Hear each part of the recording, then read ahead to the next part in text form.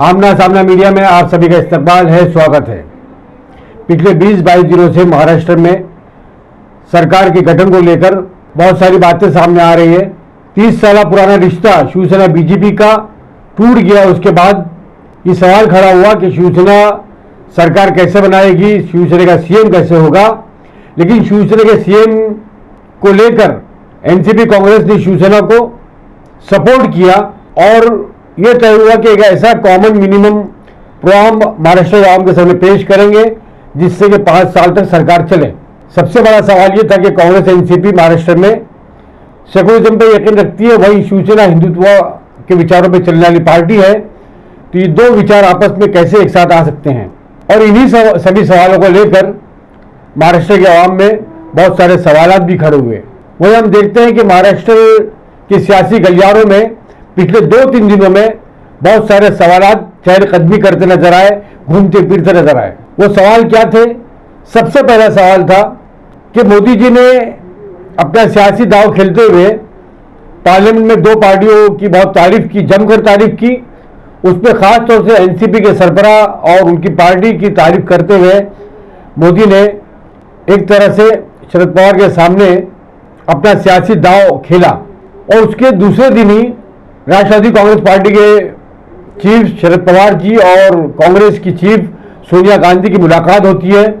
पत्रकारों ने उनसे पूछा कि महाराष्ट्र की सरकार को लेकर क्या बातचीत हुई। शरद पवार जी ने ये कहा कि महाराष्ट्र की सरकार को लेकर कोई बात नहीं हुई, हमने और दूसरी बातें की। तो ये बड़ा ताज्जुब खेज मामला था, क्योंकि इतना बड़ा मामला है महाराष्ट्र की सरकार का, और जब 2 बड़े नेता मिलते हैं तो और महाराष्ट्र की सरकार को लेकर बात ना हो तो ये यकीन करने वाली बात नहीं है। यहीं से जो है महाराष्ट्र के आवाम और सियासी गलियारों में अफवाहों का बाजार गर्म हो गया। उसको नेशनल मीडिया ने बहुत लेकर उड़ा। नेशनल मीडिया वो मीडिया जिसे गोदी मीडिया कहा जाता है, गोदी मीडिया ने ऐसे कई सवाल खड़े किए कि शरद पवार ने शिवसेना को धोखा दे दिया, शरद पवार का डबल गेम, और इस तरह की बहुत सारी बातें लेकर सोशल मीडिया पर और नेशनल मीडिया पर जारी रही। लेकिन आपको बता दें, सोनिया गांधी की मुलाकात के बाद और मोदी जी के शरद पवार को लेकर तारीफों के पुल बांधने के बाद में कल जब शरद पवार जी मोदी जी से मिले तब और भी इल्जामात के बौछार का सामना राष्ट्रवादी पार्टी को और कांग्रेस को करना पड़ा कि आखिर क्या बात है कि एक तरफ जो है शिवसेना के साथ में सरकार बनाने की बात है, वहीं शरद पवार जी मोदी जी से जाकर मुलाकात कर रहे हैं।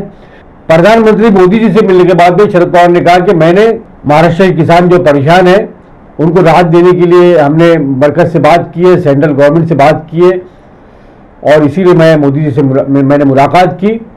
लेकिन सारे इल्जामात और अफवाहों को ख़त्म करने का काम किया सबसे पहले कांग्रेस के पृथ्वीराज चौहान ने, जिन्होंने ये कहा कि हम बहुत जल्द जो है सरकार बनाएंगे। राष्ट्रवादी पार्टी के तर्जुमान नवाब मलिक साहब ने भी ANI को इंटरव्यू देते कहा कि शरद पवार और प्राइम मिनिस्टर मोदी की मुलाकात जो है महाराष्ट्र के किसानों को लेकर थी, और ये मुलाकात सिर्फ इसलिए कि किसानों को राहत मिले, किसान बहुत नुकसान में है, बहुत परेशान है, और ये मुलाकात इसलिए की गई थी, और बहुत जल्द हम जो है महाराष्ट्र में एक अच्छी मजबूत सरकार देंगे। लेकिन आज शिवसेना के तर्जुमान संजय राउत ने बिल्कुल ऐलान कर दिया कि 1 दिसंबर से पहले या 1 दिसंबर तक महाराष्ट्र की सरकार हम बना लेंगे, और तीनों पार्टियों के बीच में बातचीत जारी है और एक मजबूत सरकार देंगे जो 5 वर्षों तक चलेगी।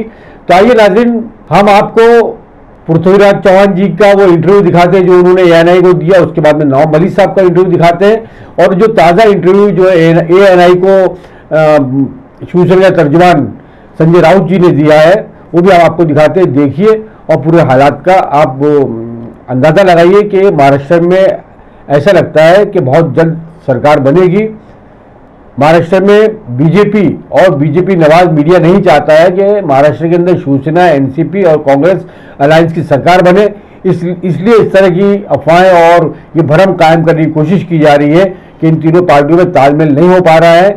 आइए देखते हैं कि ये सस्पेंस कब तक बरकरार रहेगा। शुक्रिया, जय हिंद, अल्लाह हाफिज। देखते रहिए आमना सामना media. Camera person Shaheen Patel के साथ राशिद अजीम। We finished our parlays today.